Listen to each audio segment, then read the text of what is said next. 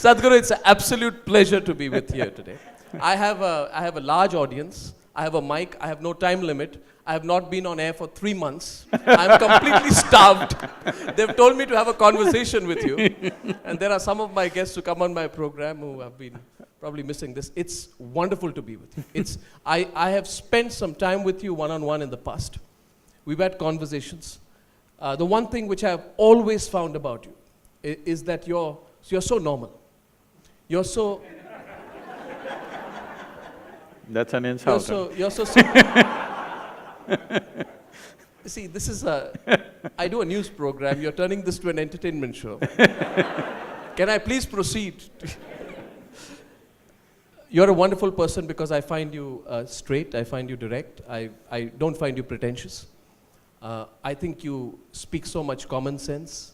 You say so many deep things in a very understandable way, which explains your popularity and why so many people have turned up this evening to listen to you. I was told that the theme of Rotary has been success, service, and spirituality. We'll try and start off by talking about that, and you can take it forward from there. What is more important, success, service, or spirituality? Choose one of them. If you're… whether you do spirituality or service, you want success in that also. You want to be successful. Sure. Because the very purpose of any human activity, whether it's something small that you do or something large that you do, something very simple as hitting a ball, you want to be successful. You don't want to do it in a goofy way. Even if you blow your nose and want to throw the tissue into the bin, you want to be successful. I'm saying something so silly. Also you want to be successful. The biggest human activity. This means somebody else says, you're doing things you're… But what happens when a person is individually successful but at the cost of others? I personally often think that people turn to spirituality as an alternative to their own success because they feel guilty about their own success and want to make up for it through spirituality. Let's understand what is spiritual process. If you're thinking in terms of spiritual process means you look heavenward, no. This has been cultured, these things we've picked up in the last few centuries, otherwise it did not exist in this country, of looking up, Upar doing things. This is a huge problem, which I'm trying to change dramatically now. If little things go wrong in your life, you find one little person there and think it's because of him. If big things go wrong in your life, you find that big guy there and you think it's because of him. This guy is absent. It's time to bring this guy into account. He's been unaccounted man for too long. Small things, this guy, big things, that guy, what about this guy? It is time. My endeavor is to move people from religion to responsibility, because spiritual process means this. What you're referring to as spirit is that which is the basis of your body. When I say that which is the basis of your body, you were not born like this. You came with such a small one and now you become like this. If you put a banana into this, it becomes the same kind of body. If you put a chapati into this, it becomes the same body. So there is an intelligence and a dimension within us which builds you from within. How can any human being know life without addressing this dimension? What is sitting in the hook? Right now, there's an advertisement about the leather, about the woodwork. Systems, does it doing paintwork? That you just live with your body and your work and leather. Without taking… if you want success, it's very normal for human intelligence to question.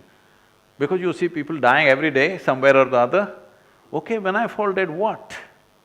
Beyond this body what? Before this body what? Is it not a very normal question? But because they messed you up telling you, oh, you came from heaven and you'll go back to heaven and this is what will happen, that's what… about things that they don't have a clue, everybody's talking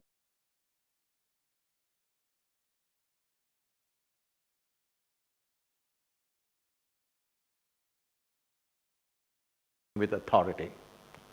Because of this, now it looks like somebody has to guide you to a spiritual process. If you bring up your children without a single advice, if you're capable of that, it's very difficult, believe me. You know, when my daughter was just 3.5 months old, she was traveling with me. One hand on her and my right leg is always full down, and I drove across the country and she grew up like this with me till she's 5, till she went to school. Every day we are in a different home, staying with all kinds of people, everybody wants to teach her something. I said, one rule is nobody will teach her anything. No ABC, no 1, 2, 3, no Mary had a little lamb, because I don't care whether Mary had a lamb or not. So you won't believe, nobody taught her anything. By the time she's 18 months, she fluently speaks 3 languages because she's all ears, because nobody talks to her. She just grasps everything around her because nobody is teaching her anything. And she grew up like this, and when she was 12, 13 years of age, one day she came up to me. She just came back from school, disturbed about something there, and she said, you're teaching everybody so many things, you're not telling me anything. I said, well, I don't do anything unsolicited. Here you come now, let's see. So this is all you need to know. So what I want to know is how human you are. Let me tell you, this is how human I am. I haven't finished my question. No. I want to know how human you are, Sadhguru. Because… and the reason I'm asking you this is because very often we want to be guided by people who we feel have transcended the insecurities of humanity. So I want to know whether you're scared of something. I want to know whether you experience fear, and I would also like to know whether you have attachments. Can we start with the first? Let me finish this. This is not news hour, okay? When I'm telling you an answer, you can't ask me another question.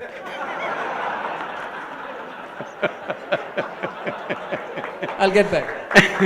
I'll get back. And we're not yet in Republic either. You're making a cardinal mistake, Sadhguru. In 2014, I met a young man called Rahul Gandhi. Oh. I don't know why anyone's laughing again.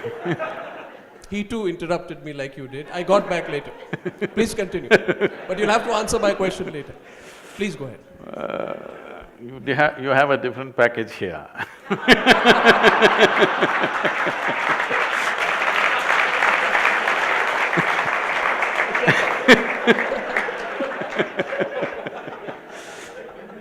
So, I will come to that. I'm very much going towards that.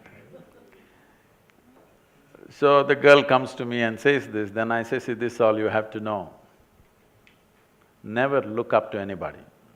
She looks at me, what about you, kind of thing. I said, not even me. Never look up to anybody. Never look down on anybody. This is all the teaching.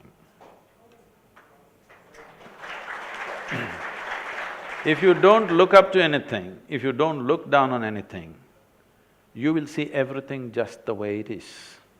If you see everything just the way it is, you will navigate your life effortlessly. That's all it takes.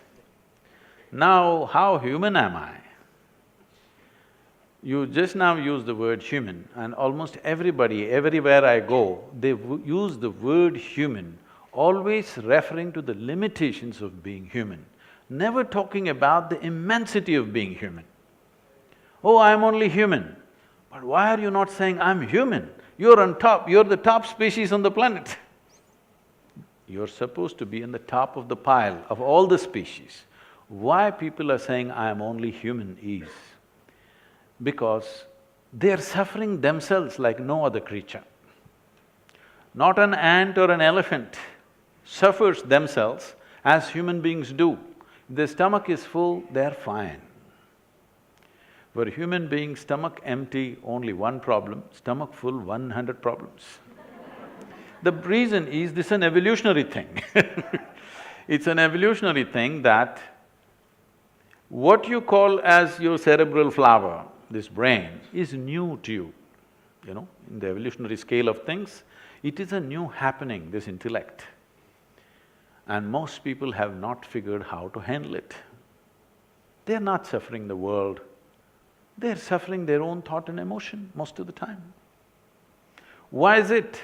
Your education systems did not even teach you how to handle your thought, how to handle your emotion. Now, the moment you say you're human or not, first thing, the next question somebody will ask is, can I pull a gold chain from thin air? Can I do something else? Or can I pull out a rabbit from the vessel?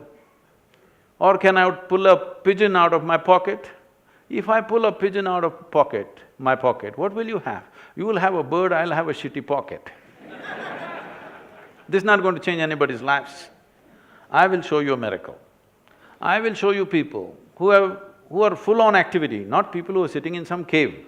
Full-on activity, all right? 20 hours a day, 7 days of the week, we're all on.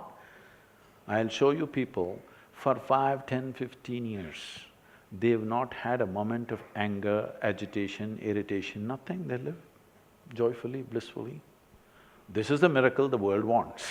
This is the miracle the humanity needs. If this happens to you, you will not refer to human as a limitation, you will talk about human as a huge possibility. My question was about whether you need to transcend a few things. I personally think it's all right. It's good to feel fear, it's good to have insecurities, it's good to be attached. But what we are constantly told is to be guilty about fear, to be worried about expressing or being open about That's multiplying the problem. Now you have fear, now you have guilt. Sadhguru, I listen to you. I still watch News Hour, so what can I do?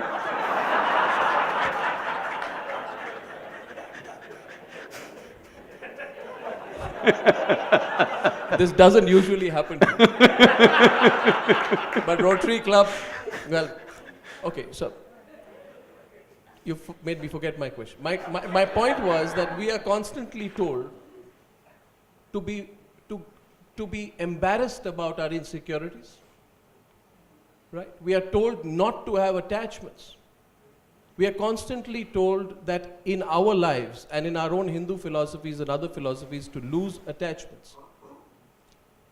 I want to know why this is necessary, which is why I asked you, because you were described as an enlightened soul, which I know you are. I asked you whether an enlightened soul like you feels insecurity, experiences attachment. See, why this has come up is because people have a selective sense of involvement. This is what I said when I said, do not look up to anything, do not look down on anything. This is because if you look up to something, you will exaggerate. If you look down on something, you will exaggerate the negative. The moment you look up to something, you will get attached to it. The moment you look down on something, you will get dejected by it in some way, disgust will come. So these emotions of fear, insecurity, attachment, detachment, everything is a consequence. Shall we handle the source or shall we handle the consequence? People are always busy handling the consequence. They're telling you, trim your fear. Can you trim it? No way is it going to work. Now you're flipping on the other side and saying, we need not be ashamed of it, let's have it. Is it a pleasant experience, I'm asking? Is fear, insecurity, guilt, whatever, is it a pleasant experience?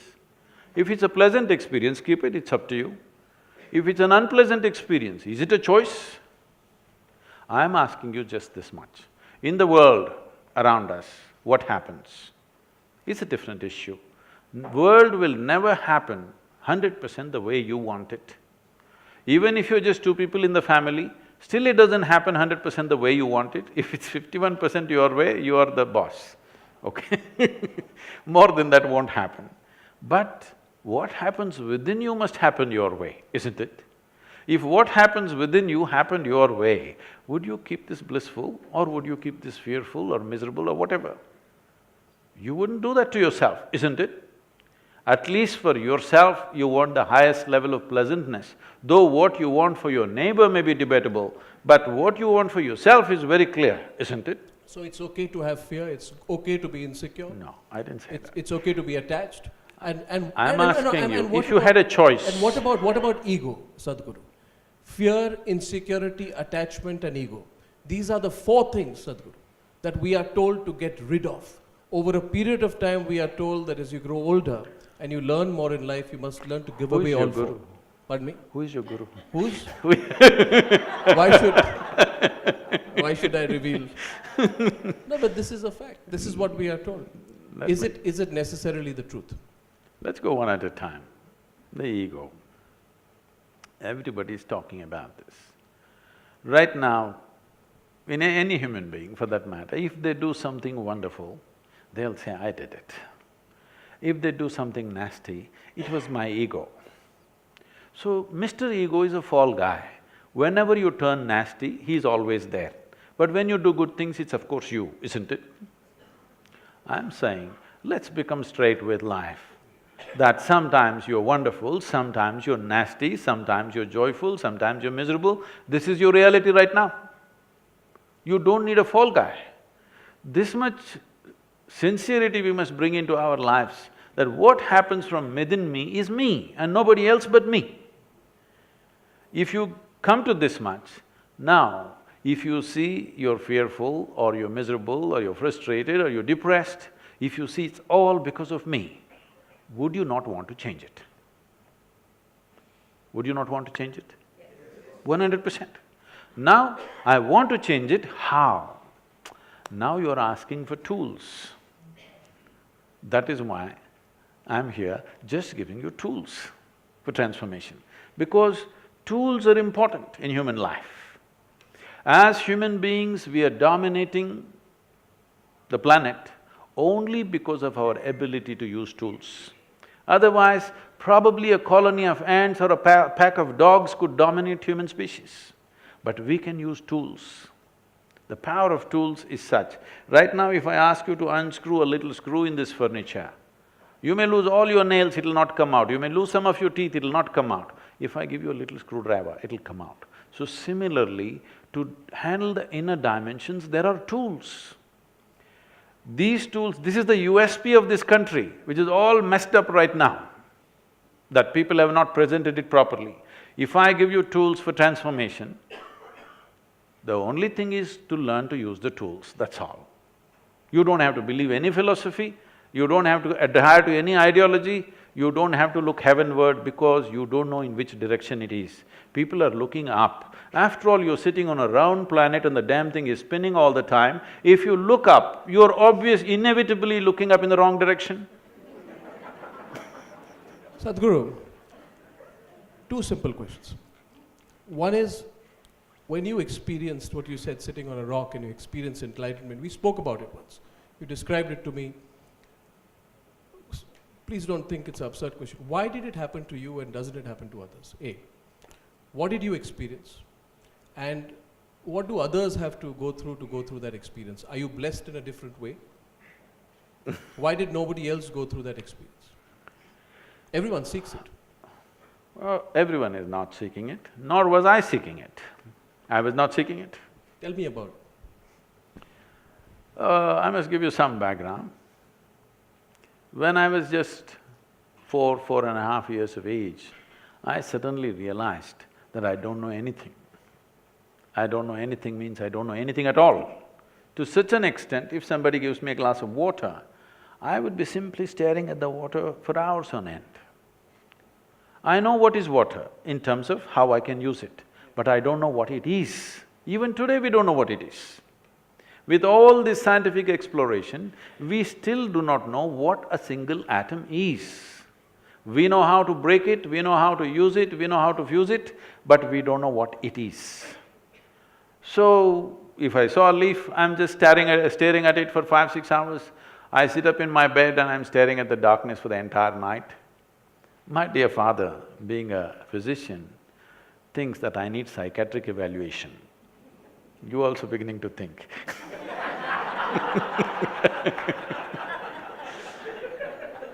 So he is worried this boy is simply staring at something all the time. My problem is, I looked at this and I don't know what this is. I am not able to shift my attention to another one. What is this? What is that? What is that? What is that? By the time I'm 5, I'm a billion questions.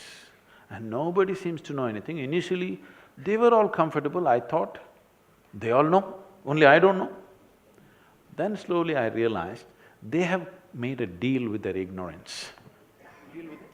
Ignorance. They've made a deal with their ignorance. They have all decided, this is how it is, we don't know, you don't know, it's okay, we'll all pretend everything is fine.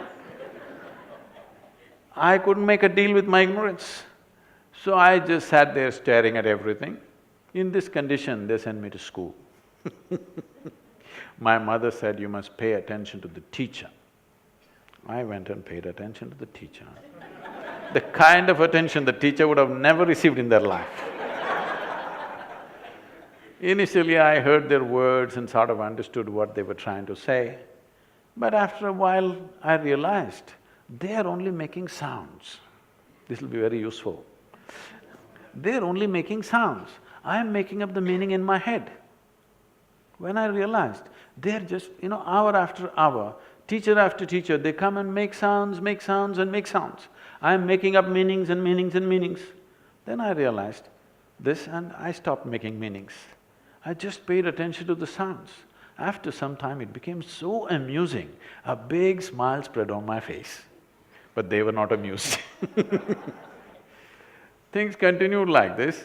About 8, 9 years ago, the school where I studied over 45 or 50 years ago, they came to invite me for their 125th anniversary. I said, see, why me? Because I was not just a bad student, I was not even a student. I only went there when it was a must. They said, no, no, our school has produced union ministers, our school has produced test cricketing stars, film stars, you're the only mystic, you have to come. So I went. So I go there and stand up in the quadrangle to speak, and I look around, same oppressive buildings. Then I look like this classroom, suddenly it reminds me I'm 12 years of age. And those days I wouldn't speak for many days at a time, because when you don't know anything, what to say?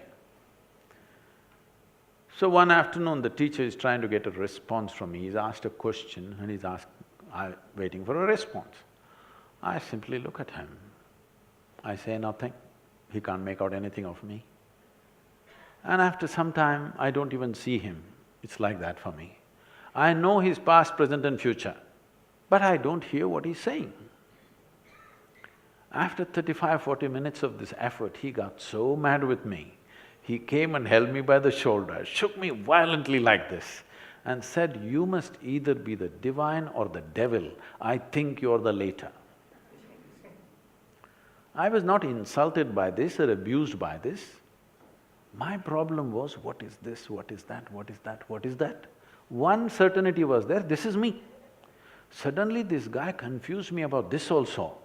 I looked, is this divine, is this devil, what the hell is this? I thought this is me, this was okay till then. Suddenly I didn't know what is this. So I tried to stare at myself, it didn't work, so I started closing my eyes. What was minutes then went into hours, went into days, and that is my spirituality. And then what happened? By the time I'm 15, I'm almost ready to leave home for an armed struggle.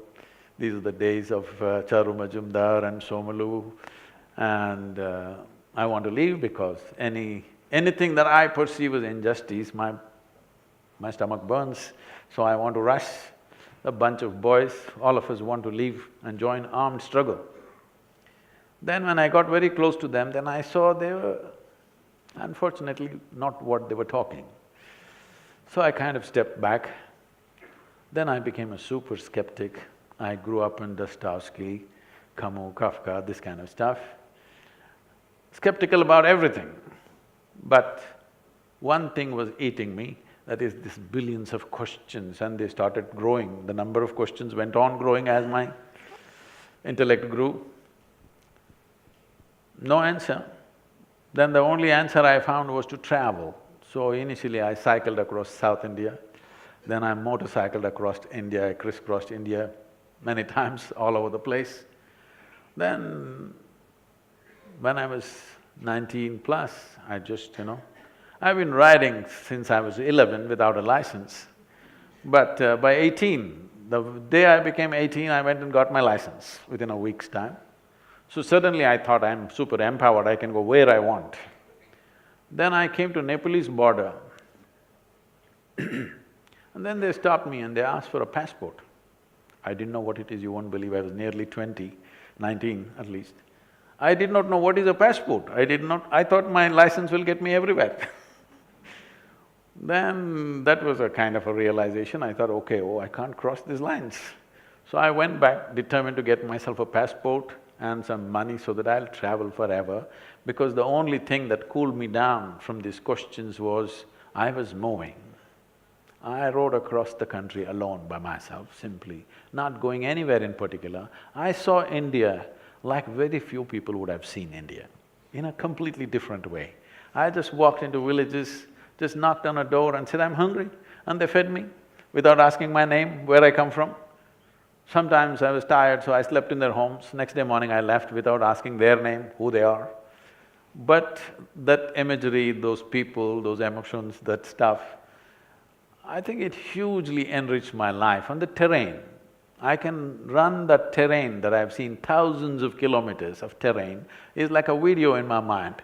I can just run it in my mind and just enjoy India just like that. Not some great monuments or something, just a tree, an outcrop of rock, or this or that, like that. This is how I remember everything, because I never think in words. Even today I think only in pictures and images, not in words. I think that's what keeps me very, very entertained by everything that I do. So then I thought I should make some money and got into business. Became far more successful than people would expect in a short period of time. And everybody started clapping their hands, you're doing great and wonderful. But I was doing all this to get away from everything. But as success came, I try to put one finger, then all the 5 fingers went, then all the 10 fingers went, it'll go right up till here. I think those highly successful business days probably was the most wasted days of my life, because there was no exploration. I did variety of things. I started half a dozen small businesses which all started growing, which people would think is success, but when I look back and see, those 6 years of my life are probably the least creative part of my life. Why did you do it? I thought I'll make money and ride away. Why did you want to make money? To ride. To ride? Yeah, to fill the gas. To put gas in the tank all the time. Because right from the age of 12, 13, I've been riding cycles across South India. After that, I've been on the motorcycle. I don't know how to… You need gas. So I thought I need money to really go away. So it caught me up, and then one afternoon, it's in Mysore city. How many of you are familiar with Mysore city? Okay. There's a little hill called Chamandi Hill. There is a tradition in Mysore, at least there was at that time, for the youth. If we fall out, we have to go up Chamandi Hill. If we have nothing to do, we went up Chamandi Hill. So that afternoon, between 2 business meetings, I just had about an hour and a half. Without even thinking, I just rode up Chamandi Hill. I have camped there, I have trekked this hill right from my childhood, I know this too well. So I park my motorcycle, climb up and sit on that now famous rock. But I'm telling you, the rock is not special. It's like the Bodhi tree, the tree became more famous than the Buddha. So, I just went and sat there, my eyes were still open. And suddenly I did not know which is me and which is not me. Till that moment, it was always very clear, this is me, that is somebody else. I have no issue with that somebody, but this is me and that's somebody else. Suddenly I did not know which is me and which is not me. What was me was just everywhere. the very rock upon which I was sitting, the air that I was breathing, the atmosphere around me, everything had become me. I thought this madness lasted for about 10–15 minutes, but when I came back to my normal state, it was about 4.5 hours. My eyes were still open. For the very first time in my adult life, tears. Me and tears were impossible. I lived like this. But tears to a point, my shirt is all wet. And every cell in my body is bursting with ecstasy. When I shook my skeptical head and asked, what is happening to me? The only thing that my mind could tell me was, maybe you're going off your rocker. Then when I shared with my closest friends, something is happening to me, it's too fantastic. That, come on, what did you drink? What did you pop? I saw there was nobody around me, nor anything in my mind to tell me what's happening to me. All I knew was, I've hit something which is a gold mine and I don't want to miss it for a moment. And I just discovered this. If I just sit here without messing with my thought process and my emotion, my entire system will burst out in ecstasy. And a few days later, I made a plan, because I thought I'm the first one to discover this at that time, because I had no spiritual… I'm not acquainted with spiritual traditions, I've never read a scripture in my life. Till today, I've never prayed to anybody or anything, nor have I attended any spiritual discourses or anything. So I thought, this is the first time, I know. And I made a plan, in 2.5 to 3 years' time, I'm going to make the entire world ecstatic. See, 35 years. Well, we have touched 150 to 200 million people, but that is not my idea of the world. Slowly, these days I've become wise. Now I realize so many people have so seriously invested in their misery. They are not going to withdraw their investment so easily. It needs so much coaxing and cajoling and life knocking them on their head. So many things need to happen to them, or you have to threaten them with death.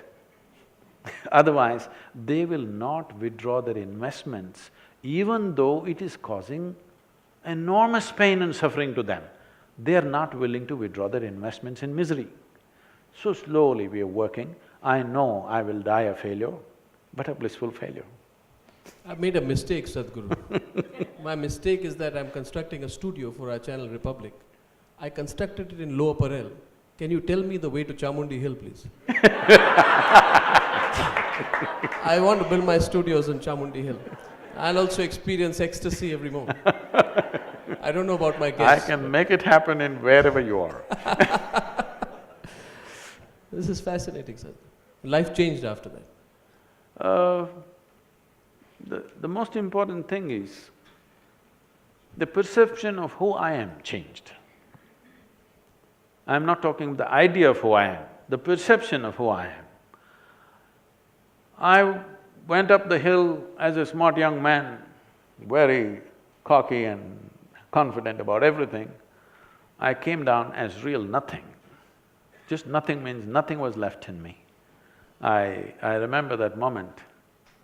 I came down around 7:45, 8. It happens to be a Saturday evening.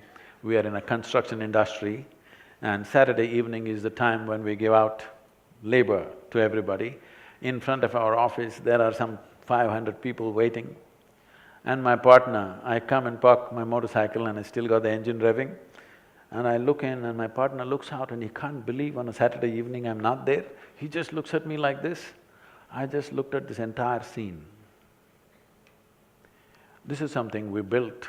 Built means like every day from morning 5 to 11 in the night, non-stop, I was on sites building this company. I just looked at the expression on my partner's face, he just looked quizzically, what are you up to, why are you not here, kind of look on his face. And I looked at all these people who were waiting in lines for money, the cashiers who were giving out money. I engaged the gear and I left. That was my end of my business. Then I loitered around the town because I didn't want to go home. I didn't want to face my mother because suddenly she was no more my mother. Somewhere I was little struggling with that. I knew when I went home, I wouldn't look at her, as I have looked at her for the last 25 years. I didn't go there till 11:30 in the night. I wanted her to go to bed, but our mothers are such, she's still waiting. I put my head down and went and said, I'm not hungry, and I went and locked myself in the room. Because though something so fantastic was happening, I was still struggling between the two worlds. Everything that I considered as myself till that moment was gone. And suddenly I look at people, it's indescribable because so many things that you're involved in, it's like you almost died. I think this is how it must feel when you're dead. So many things you think, this is it, this is it, this is it. But tomorrow morning, poof, the man disappears. Nothing. Doesn't matter, you cry, you yell, he doesn't respond. He's completely gone. Just like that, I was completely gone. The person that I was just gone. Sadhguru, you meet a lot of interesting people. Who is the most self-aware or the most enlightened human being you've met? A lot of people around me. Name some and why? Oh, usually they are not famous names. The simple people. Avoiding my question. No, I'm not. There must be some See, people we know. the most who you find fantastic most human beings on the planet are usually not well known.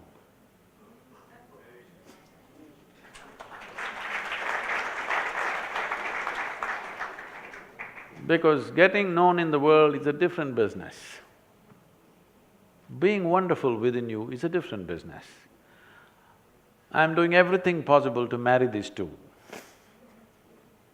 What do you think about the state of the nation?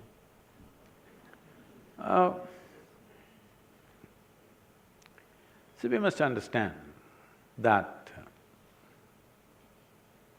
as ancient we are as a nation, the idea of a modern nation has not really sunk into everybody's minds.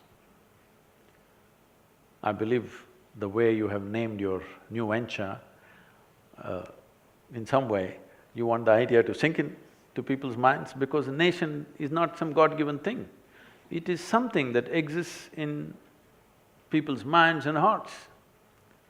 It's just an idea that we enshrine in pursuit of common well-being. But it goes somewhere altogether. Over a period of time, people start thinking it is the thing. That's not how it is, but it is the thing, it's an important aspect. Because nation is the largest segment of humanity that you can address right now. If you could address the entire humanity, it would be fantastic. But that's not possible, that's not realistic right now. That may be the ideal, but that's not realistic. So right now, nation is the largest segment of humanity you can address. India as a nation is a world by itself. So though we have a history of what we call as Bharat or Hindustan, which goes back to 10,000–12,000 years of history, though within this geography we had at certain times over 200 political entities, still we were considered a nation. Both by people within and those outside also considered this nation, though there were different kings ruling all over the place. Why this happened is a unique thing. Most nations or all nations are made on the sameness of something.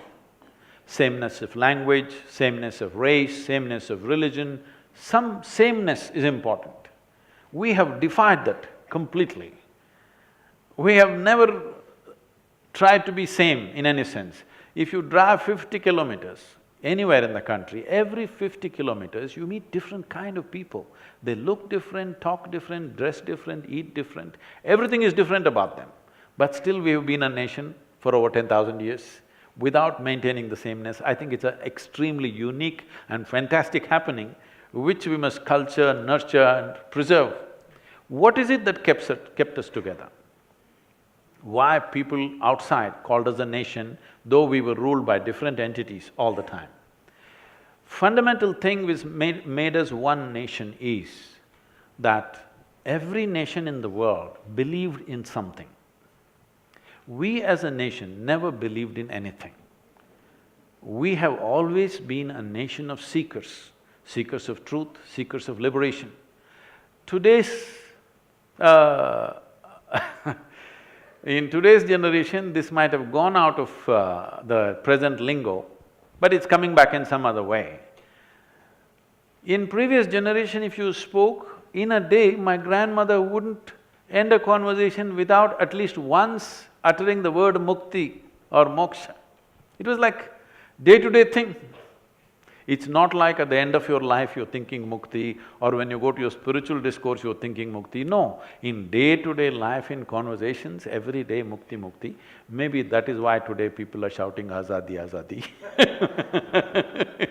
Maybe it's coming back in another way, but… You've heard of the ongoing discussion on freedom of expression, and I personally felt pretty outraged last year when a group of people started to make it fashionable to speak against the nation. We saw the limits of the debate on freedom of expression last year. Sadhguru, my question to you is in the context of what is happening today. We've seen a little bit of that happen once again on the North Campus of Delhi University. In your view, why is it becoming fashionable for some people to run down the nation and then use that as an example of the freedom of expression? I find that hypocrisy. What do you think? Everybody is very freely quoting the Constitution. It is the Constitution of India which gives you the freedom of speech. You must stress on the word India. It is the Constitution of India, it is not some divine constitution which has given you this freedom. It is the Constitution of India which has given you this freedom. The moment you question that, then you have questioned the fundamentals of the making of a nation. See, religions have their own constitution. The only problem with this constitution is it's not amendable. A nation has a constitution, but if all of us don't like it, we can amend it. It's not given by somebody, we made it, we agreed to it, it's an agreement. Our constitution is an agreement among us. So when the freedom of speech was given, they put 8 restrictions. The Indian constitution puts 8 restrictions on freedom of speech. One fundamental restriction is, it should not question the sovereignty of the nation. The moment you question it, you're questioning the existence of the nation. Where does the constitution give you freedom? It doesn't make sense. So, these things are coming from a certain background. I'm telling you, I went through this when I was 13, 14. By the time I was 15, I was ready to pick up the gun. Because they have fiery talks every day, you know. Very insightful, not insightful, very inciting kind of talks. So fired up that you want to do something. And when you're young, you always think, violence is the solution. Those people who are talking about peace, they don't believe in it, they believe in violence. The moment you talk about breaking up something, there is going to be violence, whether you like it or you don't like it. If you don't have to go that back far in history, if you just go back to 1948, when the country was broken, because we didn't have the courage to fix it, we broke it, we're still bleeding. 500,000 people died, endless amount of suffering people went through, and still there are colonies both here in this country and that country which are still not sorted out. Yes? Still, even properties are not settled 70 years. How long do you think is human lifespan? Are we going to live for 1,000 years, that we're going to settle our problems over 70, 100 years? Still, both the nations are bleeding. When I say bleeding, don't think only of the human blood. What is the kind of investment we are making in our armed forces? Only because we broke this country, isn't it? Otherwise, everything could have been focused on the well-being of the people.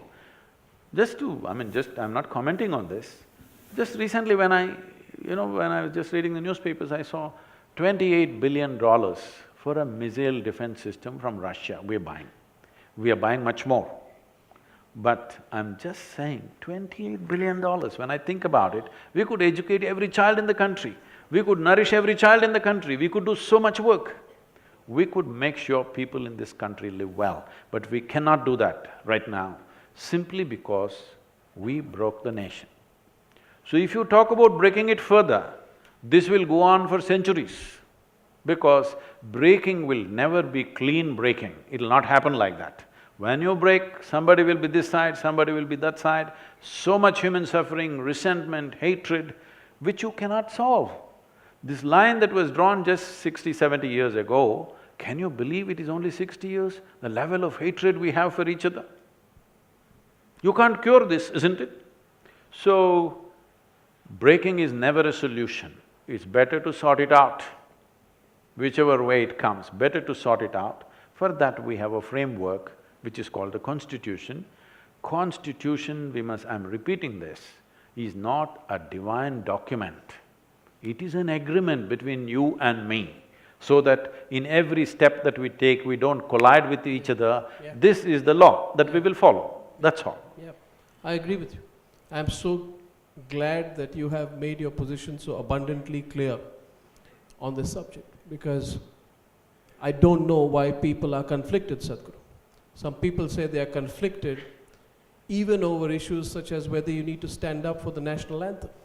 We had the No, that's because in the theatres, in one hand they have popcorn, in the other hand they have Coca-Cola. They cannot stand up, you must consider these things.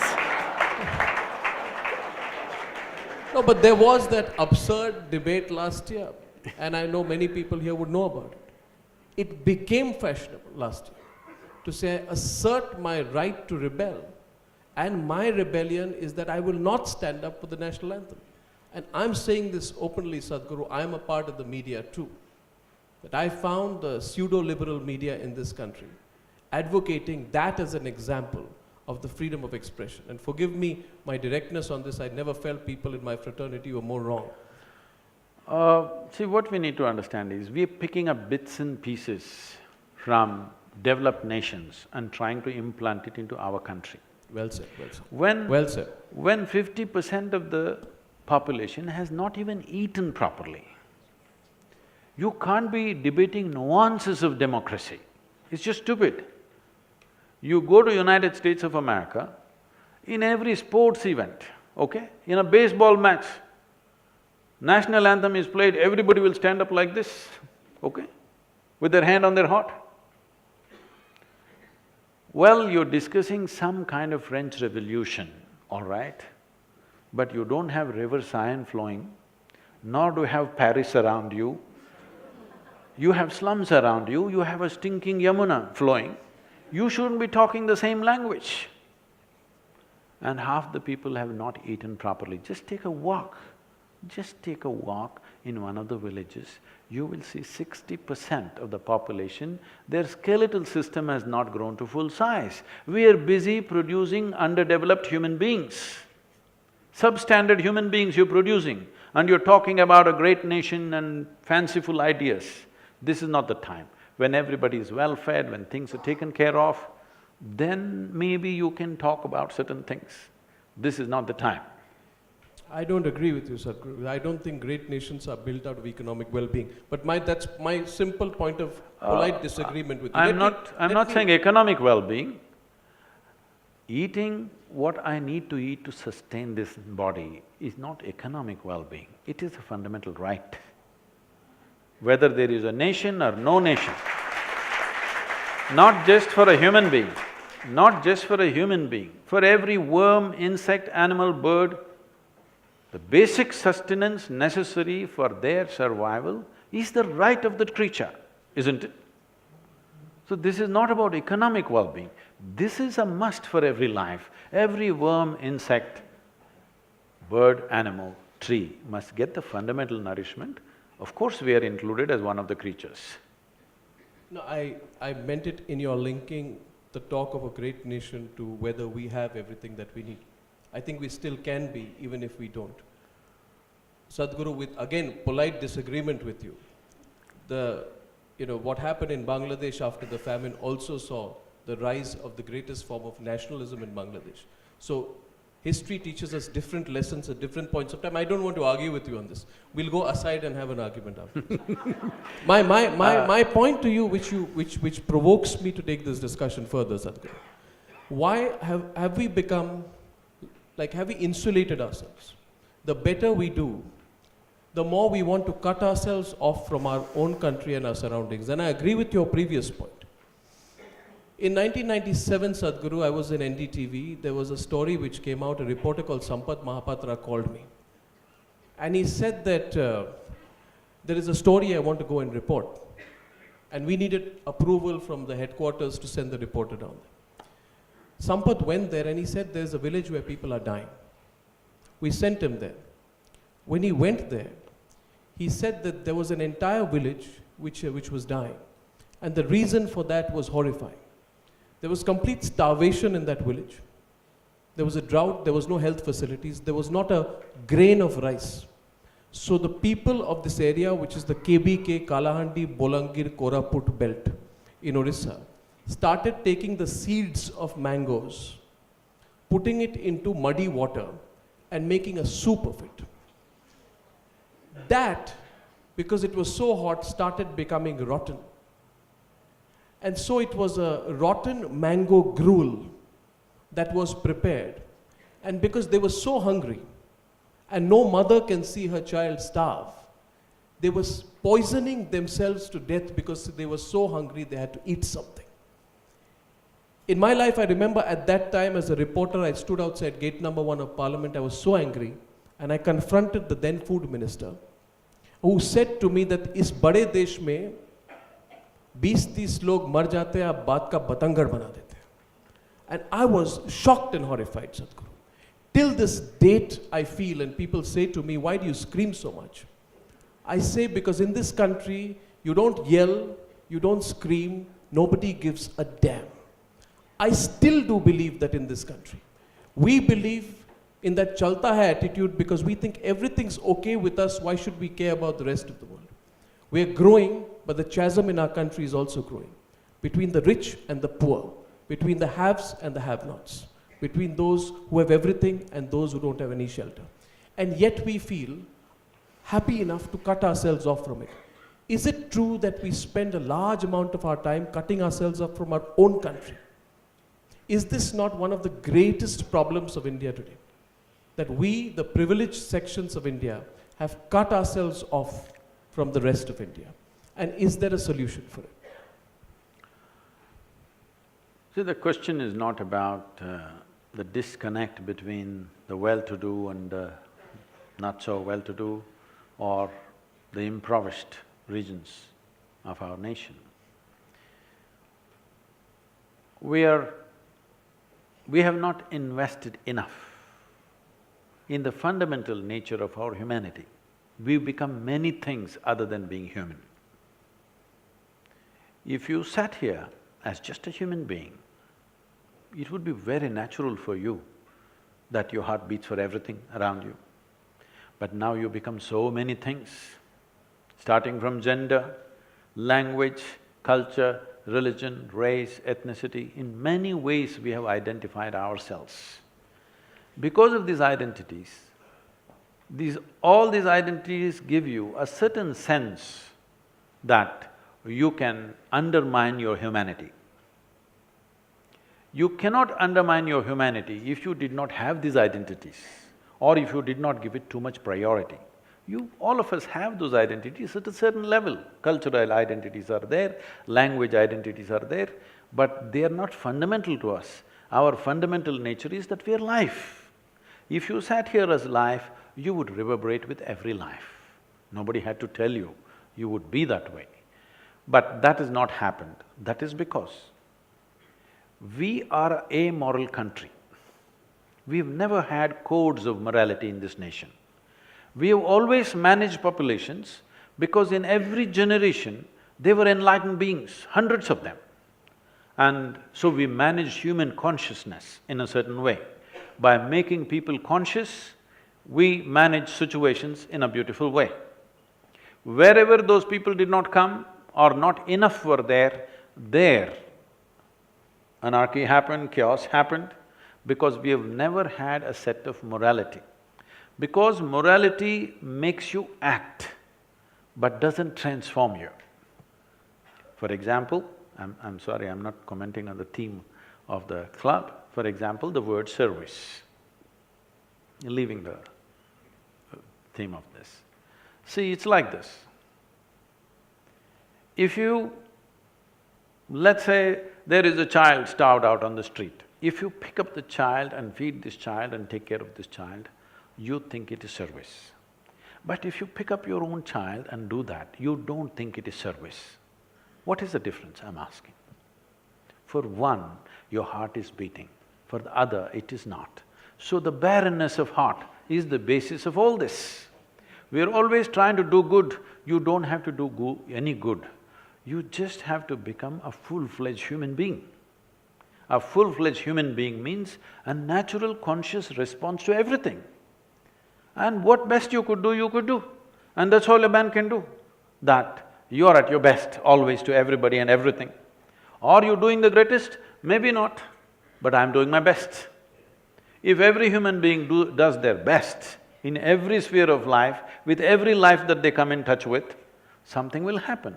But above all, this is a more large-scale problem, that there is lack of planning, lack of policy, lack of corrections, and irresponsible population explosion. In 1947, we were only 33 crores. Today we are 120 crores or 25 crores. 4 times over in 70 years is irresponsible reproduction. This is not because we have over-reproduced, we must understand this. In 1947, the average life expectancy of an Indian was only 28 years. Today we are reaching somewhere 63, 64, which is a great achievement. We should further push it. But on an average, a woman used to go into pregnancy when she was 14, 15 or 16. Today we've pushed it to something like 19, 20 is the average when they're getting pregnant.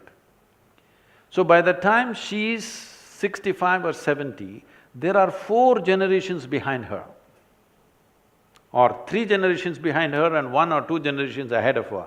That means right now in many families there are 5 generations living. This is not good. This is very brutal what I'm saying, I know.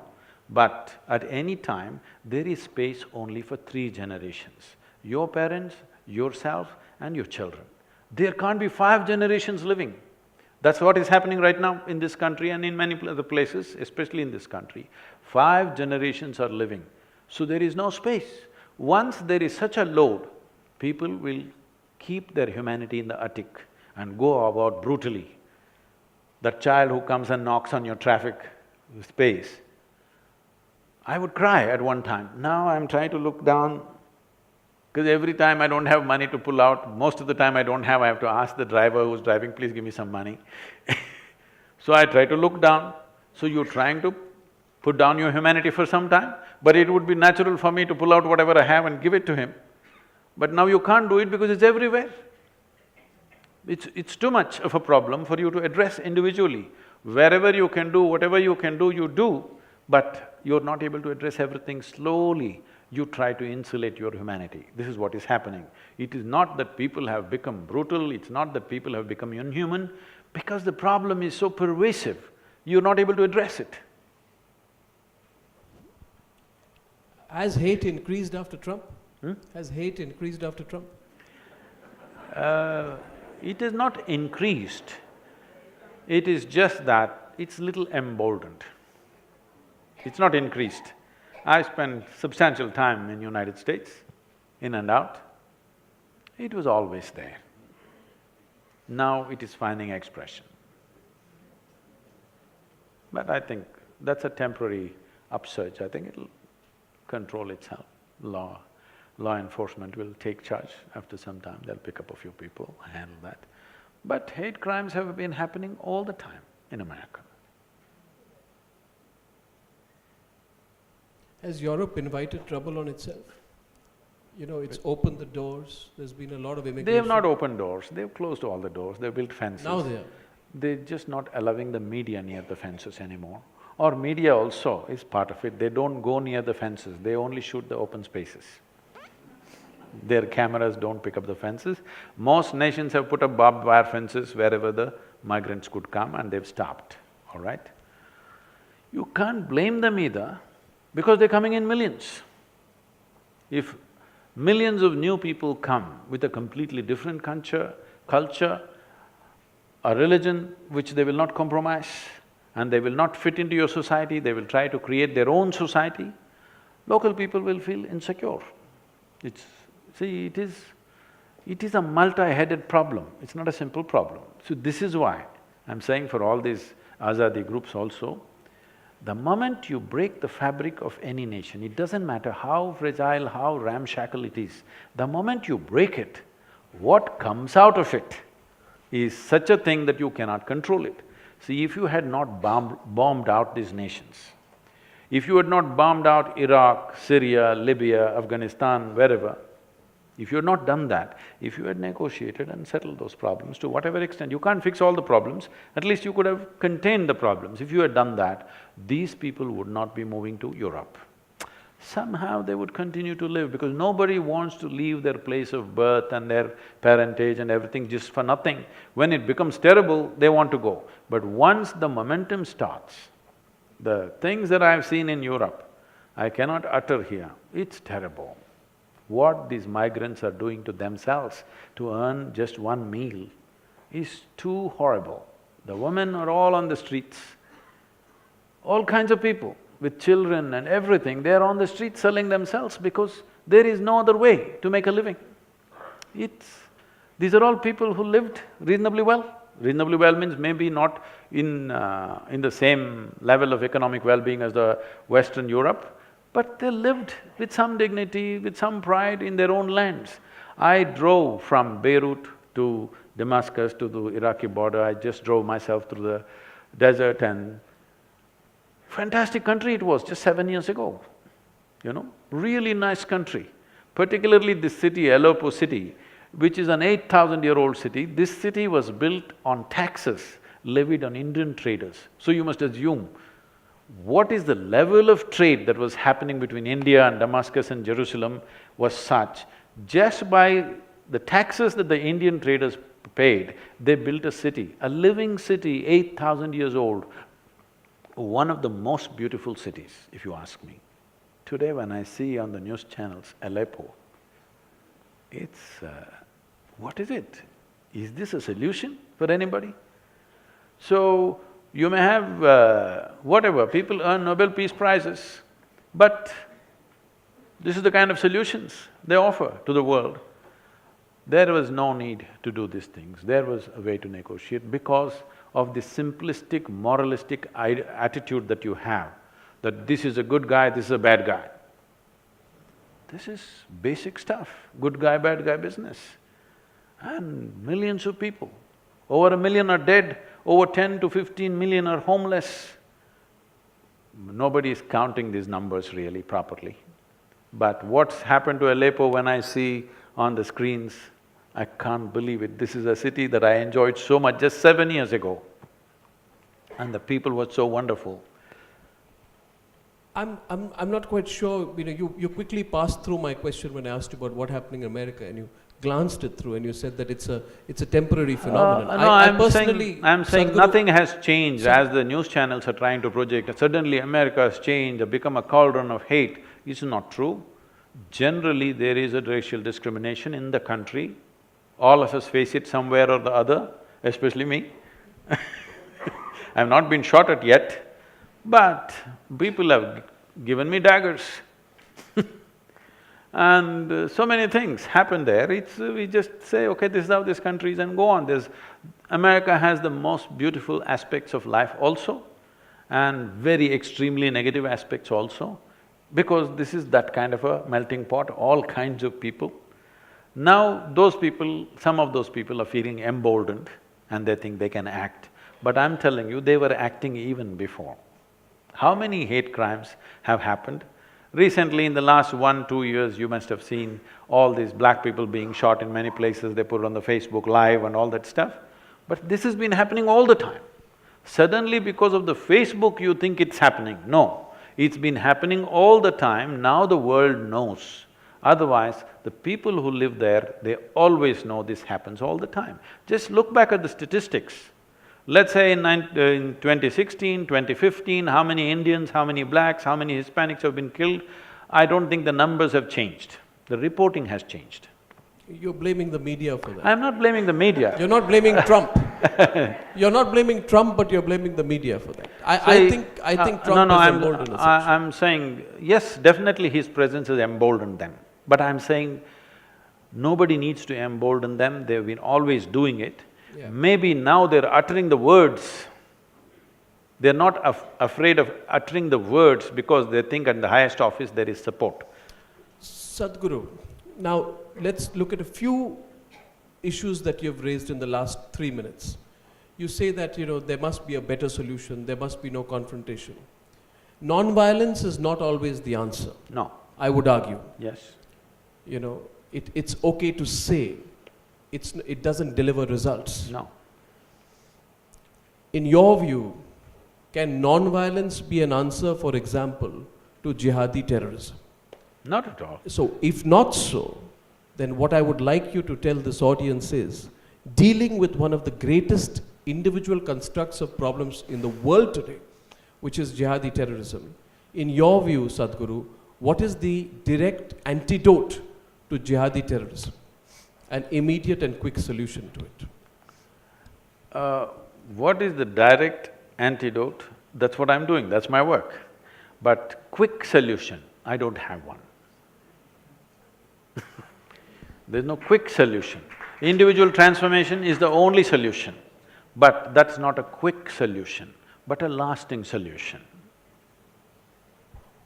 What is the solution to it? Let me rephrase that. What is the solution? I'm saying… How do you deal with it? If you were a world leader, Sadhguru, which you are in your own way, but if you were a political leader facing the problem of jihadi terrorism, what would you do to take it on? See, we must understand this. Though nobody wants to spell it out, nobody wants to say it, it is written not in one, in many religious books across the world, it is written clearly, those who are not like you deserve to be killed. Let's come to the point. I know, this may bring things upon myself, but it's okay. Not in any one book, in many books it is written clearly. Those who do not believe the same things that I believe must die, they are fit to die, they are unfit to live here. This is clearly there. So because people are claiming it is the word of God, they don't have the courage to amend the book.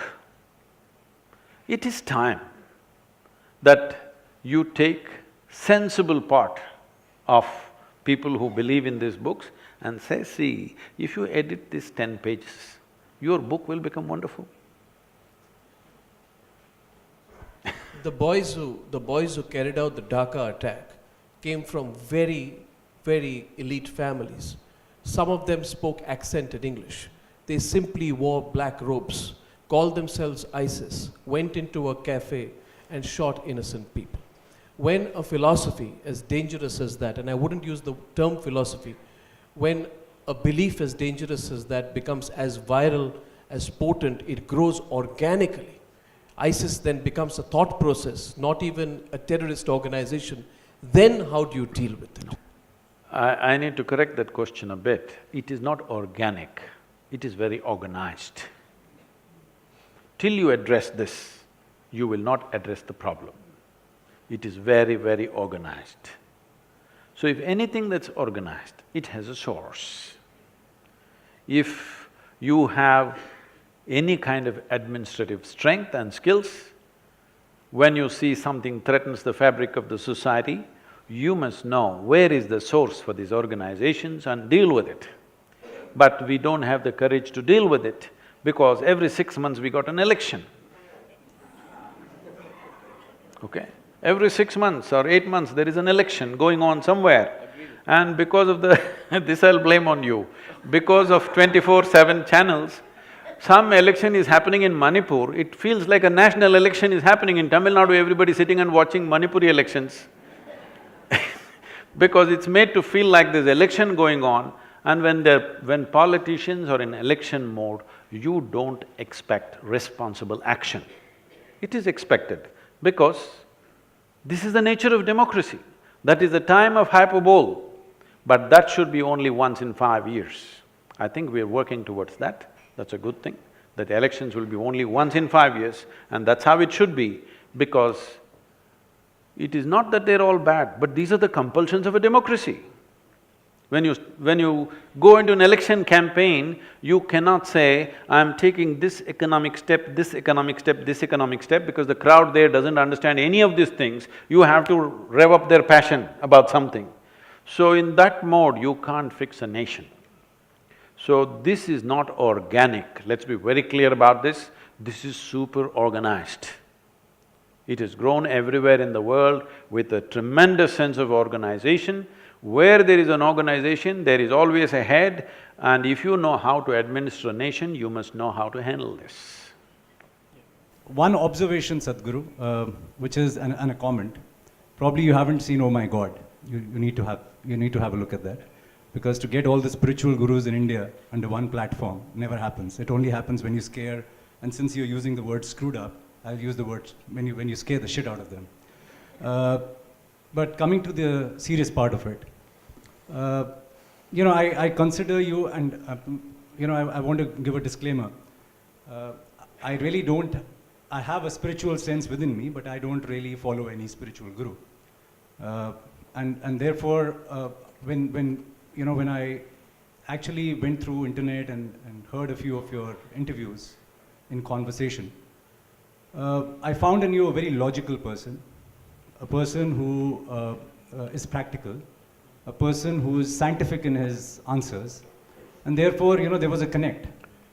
But there were two things which actually broke that connect, and there's a disconnect, and I hope you can mend that today.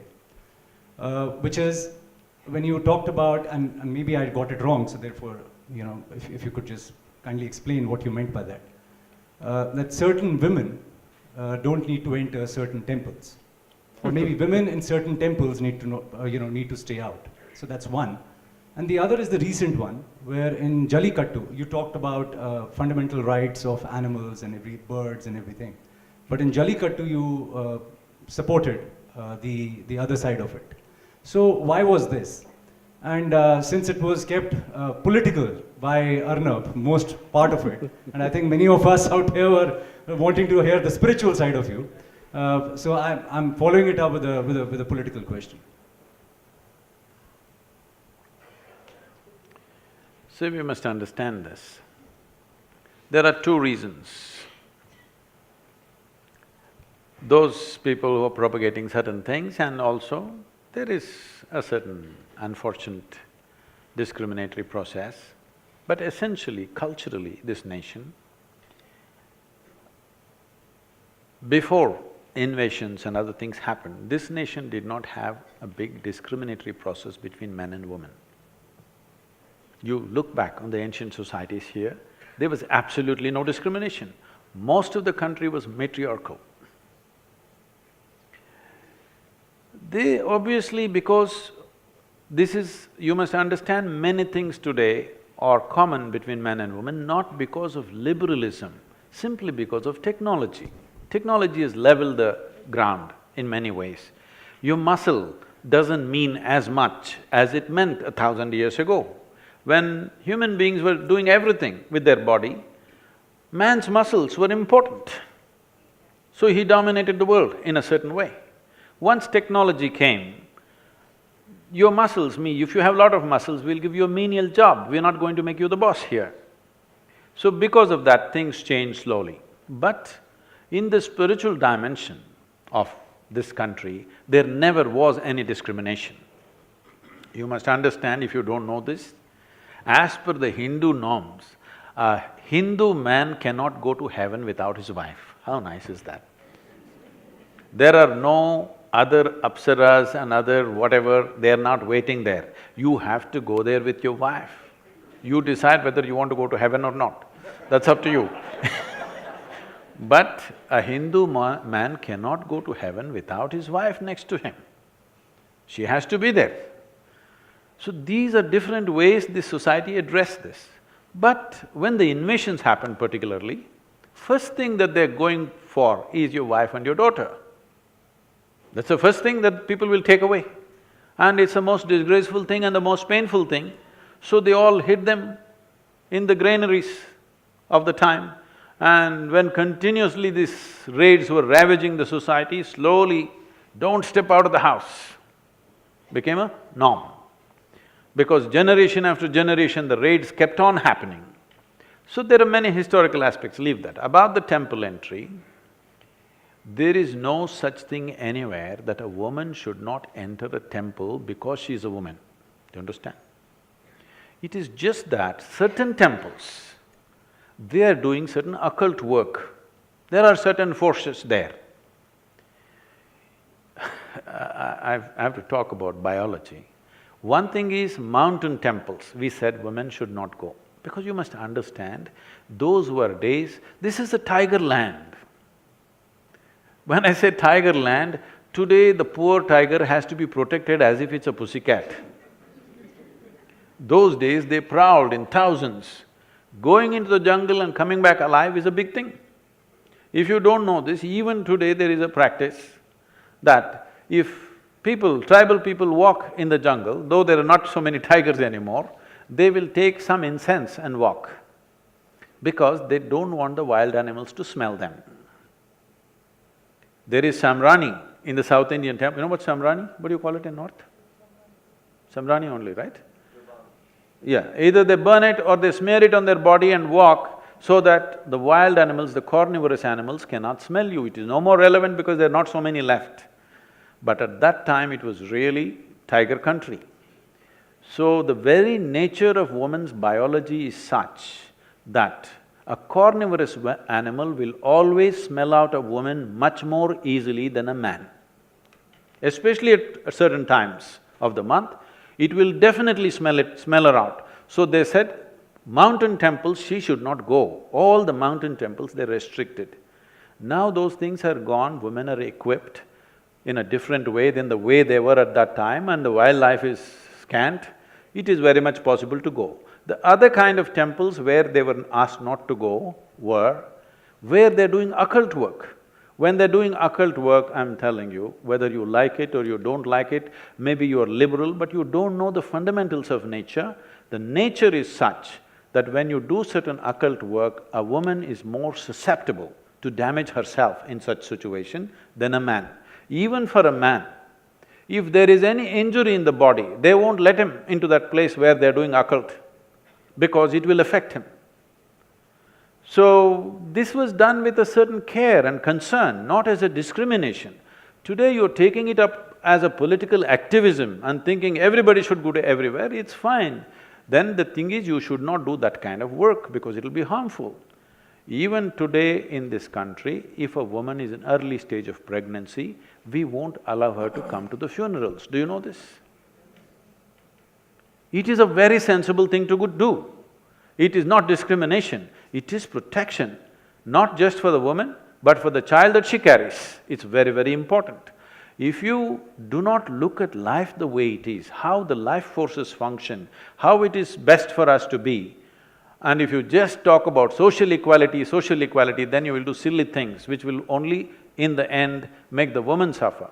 But now it's become political activism, probably those temples are not doing any occult of any great strength, so maybe it doesn't matter, that's a different matter.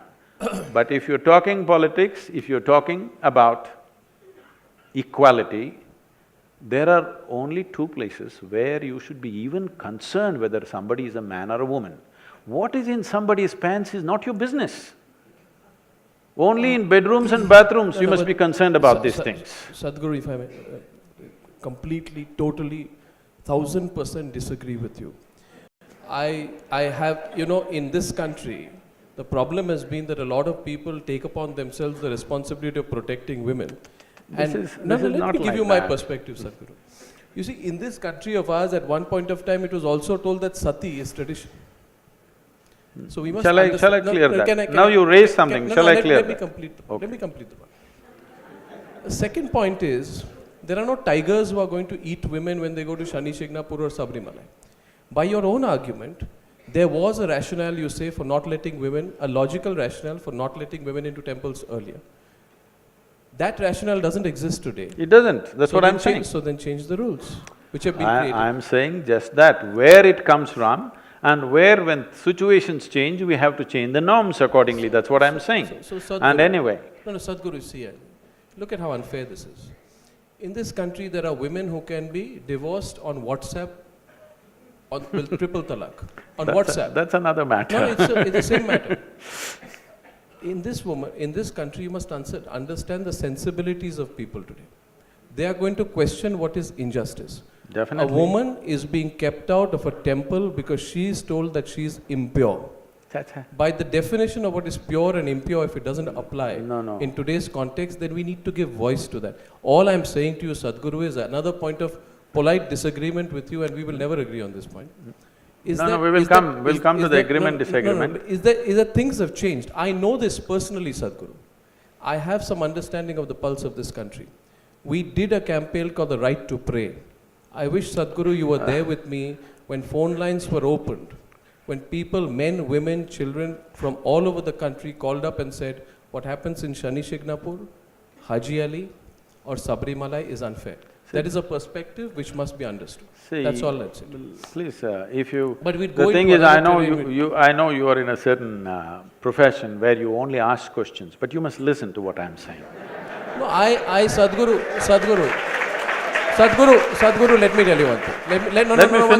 Let me finish. You asked a question, right? No, Sadhguru, let me tell you one thing.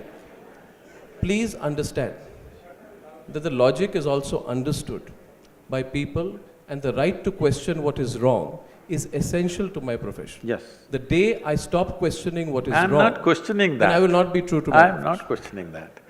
But I'm telling you, please, because what is simple, basic logic and in how many ways life happens are two different things. Whatever we did to protect from wildlife and stuff is not relevant anymore because women are not in the same condition, they're equipped in many different ways. Going up to hill temples would be very much possible, that's not an issue at all. But where there is genuine occult, I would still not send my daughter there or anybody that I know, because this, even for a man, if he's in a certain condition, it'll affect him if he's not of a certain nature. But woman is much more susceptible to this. Is such a thing happening in a temple or not is a questionable thing. But this is not about protecting a woman from somebody, because this is the nature of our biology, we cannot ignore it, all right? Now, talking about sati, nobody can endorse such a thing. Talking about 3 words will dismantle your marriage because 3 words may happen in moments of anger and disagreement and something and it's over, this is another thing altogether. Sati as a thing came up again only when men were killed in battle. When men were killed in battle, when other people entered the towns, what happened to the women was worse than death. Because of that, they got into this mode, when my husband who is a soldier dies, I kill myself because what happens after that is worse than death. So that came from that and somebody exploited and stretched it, well, we stopped that reasonably, I think almost totally stopped that, that's a different thing. If you think I'm speaking for not equality of women, I don't want to say anything, I don't want to defend that, because my life is not about looking at someone as man and woman. As I said, only in a certain context of our life, we have to recognize the gender of a person. The rest of the time, why should we even recognize the gender of a person? A human being is a human being. Only in certain aspects of our life, somebody is a man, somebody is a woman. All the time thinking, I am a man, you are a woman drives to madness. I'll make this pass, but I'll just make one observation. If you say you have to enter heaven with your wife, you can enter heaven with your wife, but you aren't enter a particular temple with your wife, I don't think that's fair. No. I take the next question. No, you can't have the last word on that. Sadhguru. You can't have the I last won't have word the on last that. word, I'll give the question there. I only mentioned the heaven business, not because I believe there is a heaven. No. Did not talk about the heaven because I think there is a heaven and you're going to heaven. I know you're not going to any such place. But I am saying the society and the culture tried to control the natural urge for a man to dominate the woman with these kind of things. That's all I said. Sadhguru, you talked about self-enrichment and self-consciousness, and you were going to give us some tools. I think we all got distracted. None of us have heard about the tools that you could offer us.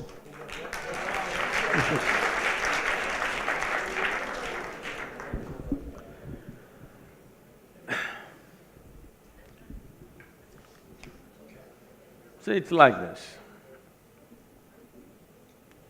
The nature of your existence, your experience and your perception is right now like this. You know that you're here right now because you can see, you can hear, you can smell, you can taste and you can touch. Suppose right now you just dozed off a little bit. You're still very alive and everything is going on here. But if you doze off a little bit, first thing is I will disappear, for sure. If you doze some more, everybody will disappear. If you go more, even you will disappear. This is the nature of human experience. Simply because the five sense organs have shut down. Suddenly the world is obliterated, even you're obliterated. Or in other words, your entire experience of life right now is limited to five sense organs. These sense organs, in the very nature of things, cannot see anything the way it is. They can only see everything in comparison. You know what is light only because you know darkness. You know what is sound only because you know silence. You know this only because of that. Because, see, right now if I touch this, my hand says this cup is cool. No, it is not so. It is because of the way my body temperature is, I'm thinking this is cool. If I lower my body temperature and touch this would be warm to me. So your entire perception is by comparison. Perception by comparison is good enough for survival process. It is not good enough for knowing the nature of life. It will help you to survive in the world. These five sense organs will help you to survive in the world, but it will not give you any sense about what this life is about. So if you have to know life the way it is, not the way it's projected to be. When I say not the way it is projected to be, see right now, let's say you're 6 feet tall. Now, in this society, you stand like a tall man, you walk like a tall man, you feel like a tall man, you are a tall man. You went to another society where everybody is 8 feet tall, suddenly you feel like a short man, stand like a short man, walk like one and feel like one and you are one, isn't it? So what you know by comparison is only good enough for survival in a given situation. It is not good enough instruments to know life in its essence. So if you want to know something more, you have to enhance your perception. Right now, everything that you carry in your mind as information is all these comparisons and half bits and pieces. When I say bits and pieces, right now you can see this part of my hand. That means you cannot see this part of my hand. This is not just with my hand, even if you take a grain of sand. If you see one part, you cannot see the other part. This is the nature of human perception. When this question came up, when Arnab asked this question some time ago, when I was a child, I stared and stared, trying to bend my perception around this because I can see only a part of it. How to see the other part? You won't believe this. By the time I was 11 years of age, I would walk in the jungle alone by myself for 3 to 4 days till my bread lasted, alone. And I learned to see in the dark absolutely as good as the animals. And not just walking, I caught dozens of snakes in the dark. They couldn't believe that I can see as good as them, but I could pick them up because it is just a question of enhancing your perception, and a human being is capable of this because on this planet, we have the most evolved neurological system. But because of cerebral activity, which is new, evolutionary scale, it is a new happening. Because of that, we are too enamored with our thought and emotion, we don't feel so many things. But actually, you have a better neurological system than any creature on this planet. Do you agree with me? But if you want to smell something out, you'll bring a dog. If you want something else, you look at something else, because they don't have this thought process. They're able to just be keen on how they perceive their senses. But human beings' ability to sense anything has gone down because they are completely going on with their own thought. Their own thought and emotion keeps them busy for their entire life. Their psychological reality has overshadowed their existential reality. This is the biggest problem. So when we talk about life, we are not talking about a psychological space. Today if you say life, if somebody says my life, you are supposed to think he's talking about his work, he's talking about his family, he's talking about his car, he's talking about his wealth. He's not talking about life. Life means this, what is throbbing inside and keeping this alive right now. This is life, isn't it? But when people say life, you're supposed to understand that he's not talking about life, he's actually talking about his job or wealth or money, a business or something. Because your idea of life has become purely survival. The idea of evolution or the possibility of this evolution is that a human being is capable of rising beyond their survival process. This is the reason why survival doesn't fulfill you. For every other creature, their survival requirements are taken care of, they're just fine, they have no other issue. Eating, sleeping, reproducing, their life is complete. Till these things happen to you, you think these are big things. But once they happen to you, they don't mean anything. You want something more to happen. If that something more happens, you want something more. If that something more happens, you want something more. If you look at this, what you want is not more, what you want is all. And if you want all, you should not go by extending physical boundaries, because physical can never be all, isn't it? You're desiring for the infinite, but you think you will get there by counting 1, 2, 3, 4, 5. No, you will only become endless counting. You will only become endless counting. Now, because we are looking at everything in comparison, in many ways we have fragmented the world, even our own species between men and women, and everything is divided because we are perceiving everything through sense perception, we don't have a life perception.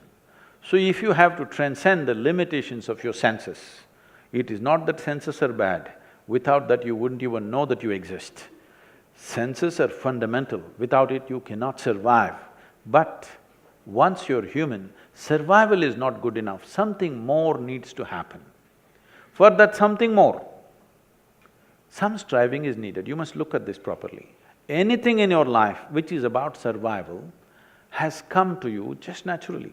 See, suppose you got lost in a jungle as an infant, no contact with any human society. Something edible came in front of you, would you first try your ears, then your nostrils, then your eyes and accidentally find your mouth? No. Anything concerned with survival, you just know, isn't it? But you wouldn't know how to read, how to write, language, this, that, many other things you would not know. Because anything beyond survival will not come to you unless you strive for it. So, to turn inward, that means, why I'm saying turn inward is because these sense organs are essentially outward bound. But the experience of your life is happening from within you. Do you see me? Hello, all of you? Do you see me? Even if you're not listening, it's okay, but do you see me? Can you use one hand and point out where I am? You got it all wrong, you know, I'm a mystic. No, this light is falling upon me, reflecting, going through your lenses, inverted image in the retina, you know the entire story. So where do you see me? You see me within yourself. Where do you hear me? You hear me within yourself. Where have you seen the whole world? Within yourself. Everything that ever happened to you, light and darkness happens within you, pain and pleasure happens within you, joy and misery happens within you, agony and ecstasy happens within you. Just about anything that ever happened to you happened only within you. You have never experienced anything outside of you.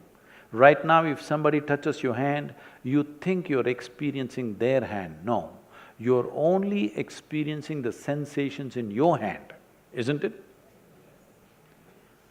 Now, your entire experience is within. When it is so, what happens within you, at least what happens within you, must happen the way you want it, isn't it? If you happen just the way you want it, would you keep yourself in the highest level of pleasantness or unpleasantness? Pleasantness. The choice for yourself is definitely pleasantness. What you want for your neighbor may be debatable, but what you want for yourself is very, very clear.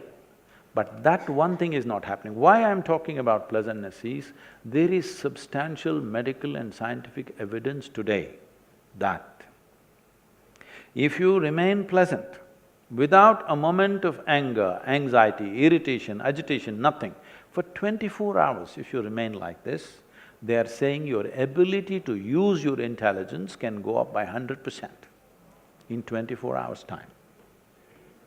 So, pleasantness or joy or bliss is not a goal by itself, it is a fundamental necessity. In the sense, only if your experience of life is pleasant and if there is no fear of suffering, will you walk full stride. Otherwise, fear of suffering will always cripple you in so many ways. But today it's become like this, people… well, even spiritual leaders are going about talking, saying that peace of mind is the ultimate goal of life. Such people will only rest in peace. I was to speak at Tel Aviv, and I'm flying out of Atlanta in United States, and I'm to land there at 11 in the morning and speak at 6:30 in the evening. I end up landing there because of some flight delays at 6 in the evening. So I'm quickly changing in the airport, because in these 35 years I have not been late to a single event or appointment. I have managed this always. So I'm rushing and I'm famished, I'm super hungry, because I'm flying an American airline, there's nothing edible on that plane. But I don't have a moment to grab something, so I just went straight, and to my amazement I found I'm speaking at a fine restaurant. That doesn't happen at all to me. I thought, this is it. When I'm so hungry, this is the place to go. And people were already coming in, some people greeting me, and one man comes and says, "Shalom." I ask him, "What does it mean?" He says, "This is the highest way of greeting." I said, "Well, that's your opinion. What does it mean?" He said, "No, this is really the highest way of greeting." "All right, but what does the word mean?" I said, "It means peace." Then I say, why is peace the highest way of greeting unless you're born in Middle East? You come in South India, in the morning you come and say, "Peace." I'll say, "What's wrong with you?" I'm saying if you deprive yourself of something for long enough, suddenly, slowly it'll rise to heaven. If you've not eaten for 5 days, let us say your favorite god appeared, what will you ask? Food? Food will raise to heaven, everything that you don't have will raise to heaven. Being peaceful, it's not the ultimate goal of life, it is the most fundamental requirement. Today, if you want to enjoy your dinner, if not ecstatic, at least you must be peaceful, isn't it? If you want to take a walk on the street and enjoy it, you must at least be peaceful. If you want to live with this handful of people in your family, you must at least be peaceful, if not ecstatic, isn't it? If you want to enjoy the few things that you do in your life, the most fundamental thing, basic requirement is at least you're peaceful. But today people are saying, it is the ultimate goal of life, peace of mind. That's never going to happen, because they have not understood the simplest aspects of life. For example, your mind. Can we? Yes, ma'am. The simplest aspect, it's like this. Because people are falling out of scriptures, this is the biggest problem. I was about to tell a joke, but Arnab was serious. This happened in Tennessee. You know, our center in United States is in Tennessee. It's a hardcore religious place. People said, Sadhguru, you will get killed in no time. But we are flourishing in Tennessee, doing very well, because they can't figure out who I am. I go out into this little town, and I'm new there, and I'm smiling at everybody and greeting people on the street. Small little town. One big man, over 6 feet tall, this wide, comes and stands just 6 inches away from me, looks down on me like this and said, God loves us. I look at him and say, the way you are, only God can love you. He has to love the mistakes he has made. Before he realizes, it takes time to get things. By then I'm gone, of course. So in Tennessee, every family has a huge Bible, not small, big ones, this big, leather bound. The bigger the family, the richer the family, the bigger the size of the Bible. Almost every home has 10 commandments carved on the stone. Most of it goes from South India, these carvings. So it's good business, I watch this and say, okay, it's good for our economy, commandments or no commandments. So, this little boy, 8-year-old boy, went to school on East Coast and came back home on the vacation. So he was just flipping through this big book, and a dry leaf fell out. The boy started screaming, Mama, Mama, see what I have found. His mother said, what have you found, my son? He said, just come and see what I have found. So the mother came running to see what. Then he pointed at the leaf and said, Adam's underwear.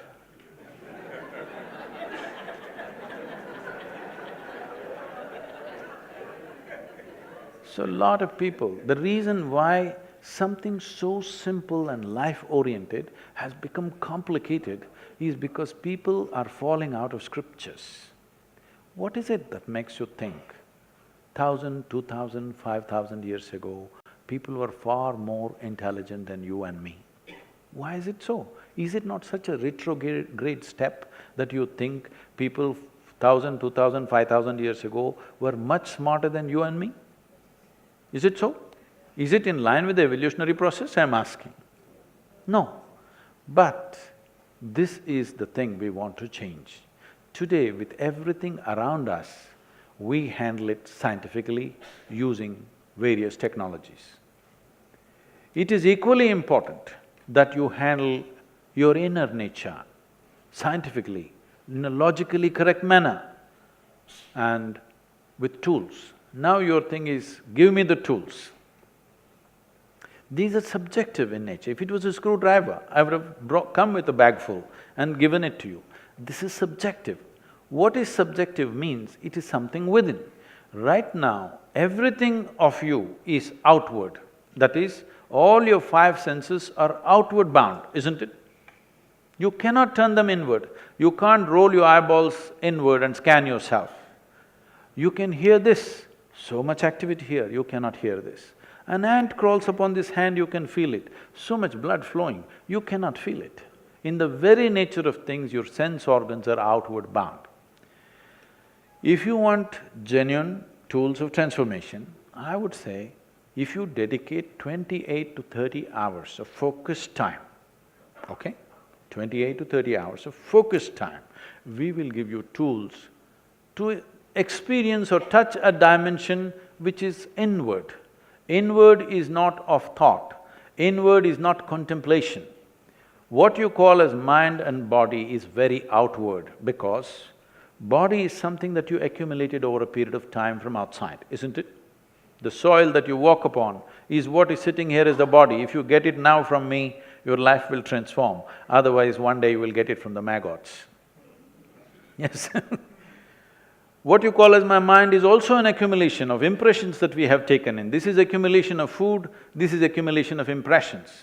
But between these two heaps of impressions and food, somewhere there is something else which makes all this happen. If that comes into your living experience, then you will not need any guidance from anybody.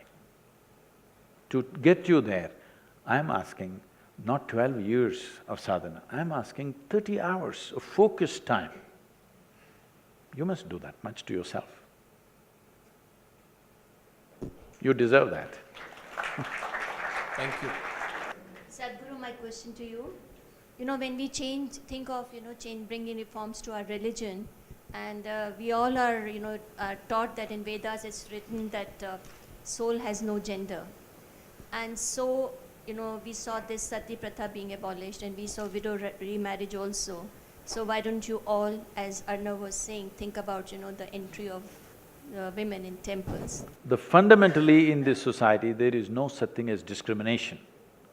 There are more Devi temples in the country than anything else. Every village has it. But certain temples have taken this position, mainly hill temples. This, as I said, because of a certain reason in the past. It has to change now, no question about that. But if there are occult temples, even if they allow you, I please beg the woman, please don't go there.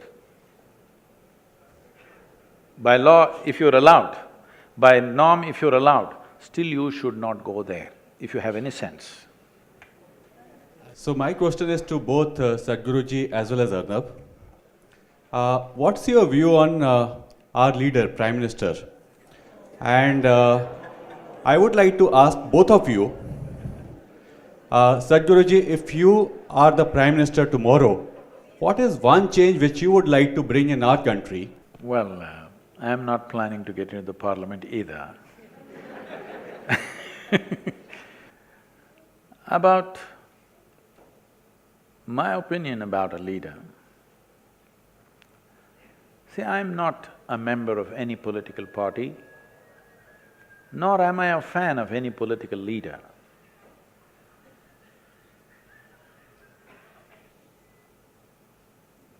Nor am I a fan of any political leader.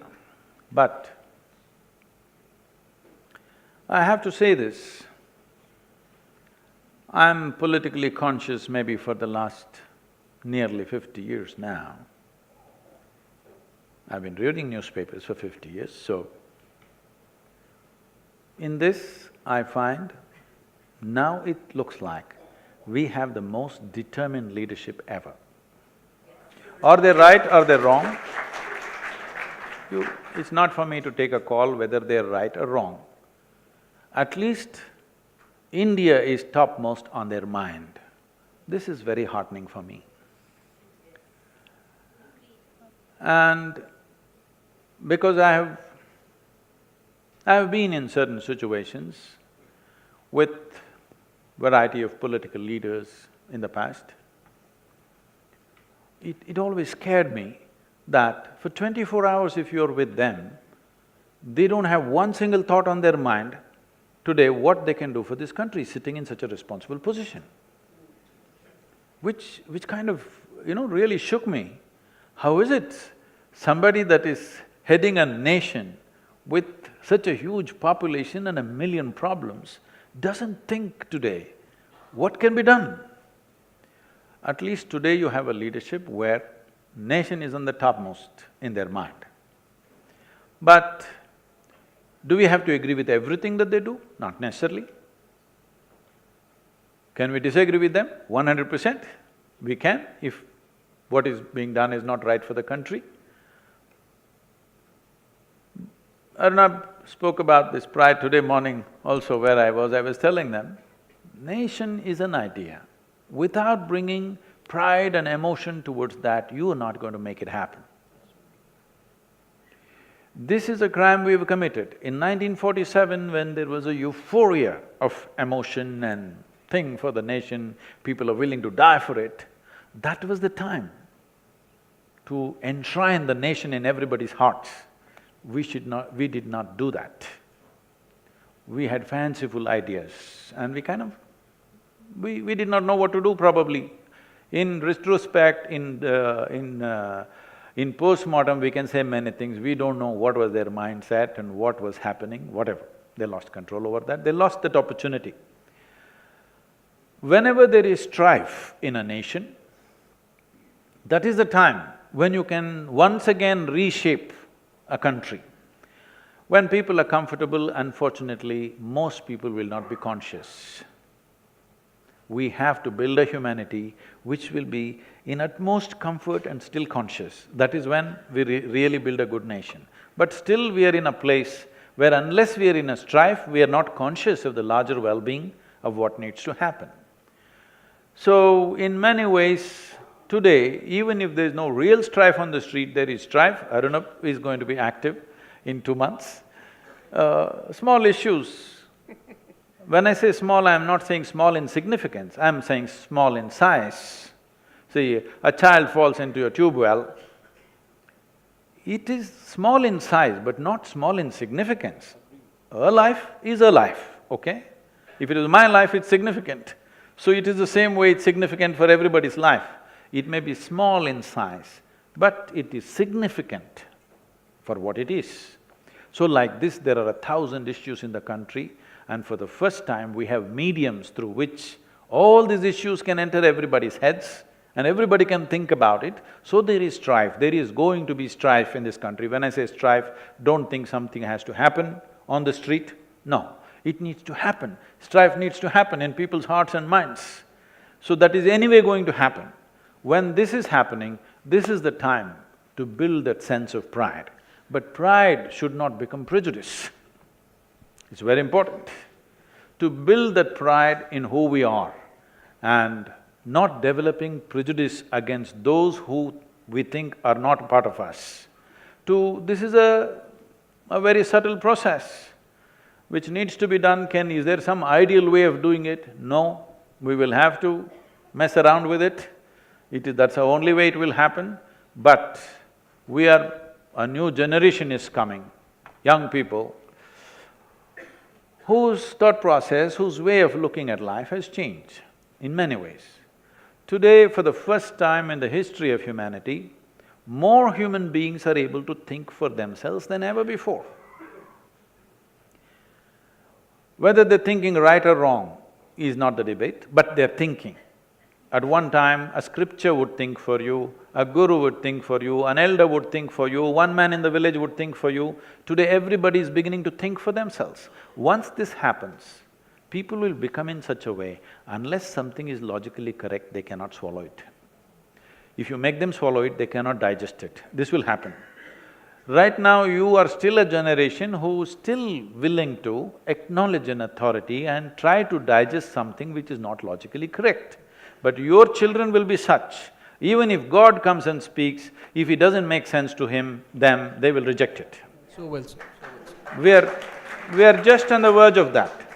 So this is a time, this is a good time, because now we are moving to a place where only truth can be the authority. Authority cannot be the truth anymore. Doesn't matter where the authority is coming from. This evolution is anyway going to happen in the next, in my estimate, I'm saying somewhere between next 20 to 40 years' time, all the heavens will collapse. When I say heavens will collapse, do you know what's in heaven? You must know. In Hindu heaven, the food is very good. If you are a foodie, that's where you must go. Nala himself cooks for you, the best chef. In another place, there are those white-gowned ladies who float around, legless ladies who float around in the clouds. If you like that kind of ambience, you go there. In another place, you will encounter virgin problems. If you like that, you can go there. But what do you have to do to get there? This happened in Alabama. You heard of Alabama? It's a special state in America.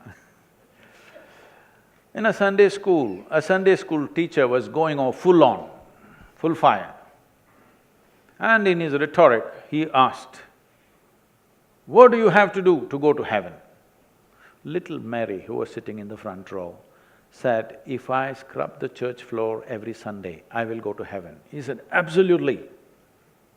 Another little girl stood up and said, "If I share 50% of my pocket money with a less privileged friend, I will go to heaven." Correct. Another little boy said, "If I help other people, I will go to heaven." Correct. Little Tommy in the back bench stood up and said, "You gotta die first."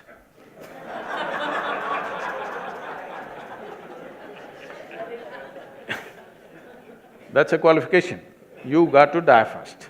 When you die, depending upon what culture you are, we will either burn you, bury you or cut you and throw you to the birds. One thing is, if you have not done anything eco-friendly, I'm assuring you, at least when you die, we will do something eco-friendly about you. We'll put you back to earth. It's a very good thing to do. If you take this body and go away somewhere, this is the worst thing to do because you're taking away the topsoil. So, you will leave your body here and go to heaven. You went to heaven without a body. What are you going to do with good food and virgins? This is what I want to know. When you don't have a body. So I am saying, heavens will collapse. Once people start asking logical questions, heavens will collapse. When heavens collapse, we have managed humanity for a long time, telling them, doesn't matter you're suffering here. God is looking at everything you're suffering. One day He will reward you up there. With this we have been managing humanity, so this will not work. When this doesn't work, what will people do? One big thing that will happen is, we will move towards chemicals. To be peaceful, we already need chemicals. To be joyful, we need chemicals. To be healthful, we need chemicals. 70% of the United States population is on prescription medication. The other 30%, of course, buying it off the back streets. Just see, in the last 25 years, how many more people are consuming alcohol? How many more people are consuming drugs on this planet? It's gone up 10,000%. This is simply because in their minds, heaven is collapsing. You must understand this, that somewhere else it will be good, is going away. They want to have it good here. Unless you teach them how to simply sit here and be blissed out about your existence itself. The very life within you is an ecstatic process. If you don't teach them this, 90% will move towards drugs and alcohol in a huge way in the next 25 to 30 years. This is not a moral issue for me. I have no moral judgment on that. It is just that, as a generation of people, we must understand, we hold this space on the planet just for a brief period of time. There are two fundamental responsibilities. One is, we must leave the world a little better than the way it was given to us by the previous generation. This we cannot do. No matter if we do all the right things from today, it will take another 150 to 200 years to turn back the damage we have already caused. So no way we can leave the world better than the way it was when we came in. So in that responsibility we can't fulfill, we can start the process now, that's all. The next important responsibility we have as a generation is, the next generation that we produce must be at least one notch better than us. But if 90% of humanity is on some kind of chemicals, believe me, genetically we will produce a generation which is less than us. This is a crime against humanity. So one important aspect that every nation has to take care of, including ours, is that we must teach people how to know well-being within themselves. Unfortunately, right now, we think if you give money or food or medicine, it is service. If I teach you how to live joyfully, it is not service. We have still… See, in this country, the most important thing in the ancient India was, you know how to be within you. This was the most respected thing, because we know what will come out of this. When you have no concerns of fear, when you have no fear of suffering, that is when you will walk your life full stride. That is when great human beings are produced. If we want to produce a great nation, society, these are just words, there are only individual human beings. Only if we produce great human beings will there be a great society and a great nation and a great world. Sadhguru, I'd have to thank you at this point. Talking about perceptions, and I read in the speaking to you today about you talking about perception and expanded awareness. I have seen in my own experience of working on myself, consciousness, etc. I saw sometimes when the perception was expanded and when I felt it, saw that there was a very thin line between imagination and perception. There were times when one could actually pick up a lot of information about things around us, like the energy. And sometimes it was like, is it my fear or is it everybody else's fear, the collective consciousness? What validates that within me? That is it me? Is it imagination? Is it perception?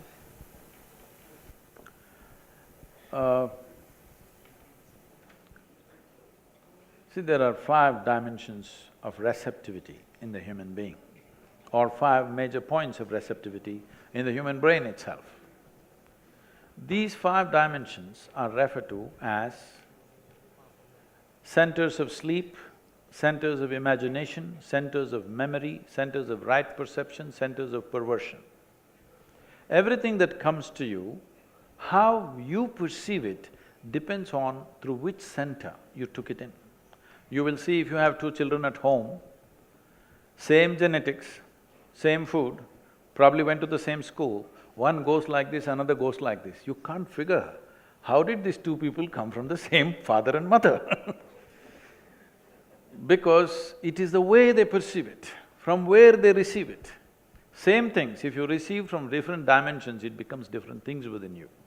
This is the reason why this may look like a little thing, but I'm telling you, this is the reason why forever they've been stressing on a live guru, because when you walk a terrain that you're not familiar with, it's best to have a guide who's walked the terrain.